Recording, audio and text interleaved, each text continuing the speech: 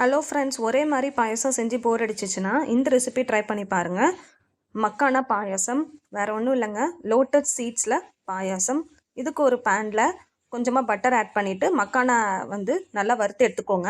இப்போ ஒரு பவுலில் கொஞ்சமாக முந்திரி பருப்பு மக்கானா ஆட் பண்ணிவிட்டு அதை மிக்ஸி ஜாரில் நல்லா அரைச்சி வச்சுக்கோங்க. ஆல்ரெடி நம்ம வறுத்து வச்சிருந்த மக்கானாவை தனியாக எடுத்து வச்சுக்கலாம். இப்போ இன்னொரு பேனில் நம்ம கொஞ்சமாக பட்டர் ஆட் பண்ணிவிட்டு அதில் நம்ம தேவைக்கேற்ப முந்திரி ஆட் பண்ணிக்கோங்க. அது ஒரு 50 கிராம் இருக்கும். இப்போது அதோட நம்ம வறுத்து வச்சிருந்த மக்கானாவையும் சேர்த்து நல்லா கிளறி விட்டுக்கோங்க.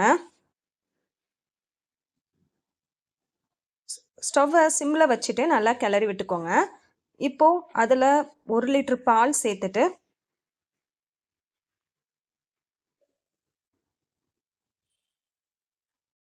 தேவைக்கேற்ப சுகர் ஆட் பண்ணிவிட்டு நல்லா கிளறி விடுங்க.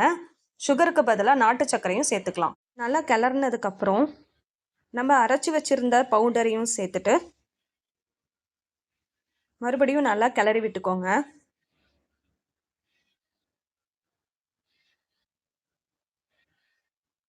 இப்போது தேவைக்கேற்ப அதில் நட்ஸை ஆட் பண்ணிக்கோங்க. நான் பாதாம் சேர்த்துருக்கேன், நீங்கள் எந்த நட்ஸு வேணாலும் ஆட் பண்ணிக்கலாம்.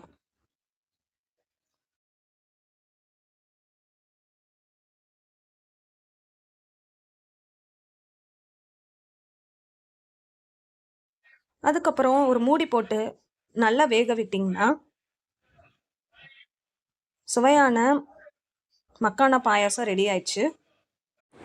இந்த ரெசிபி பிடிச்சிருந்துச்சுன்னா லைக் பண்ணுங்கள், ஷேர் பண்ணுங்கள், சப்ஸ்கிரைப் பண்ணுங்கள். தேங்க்யூ.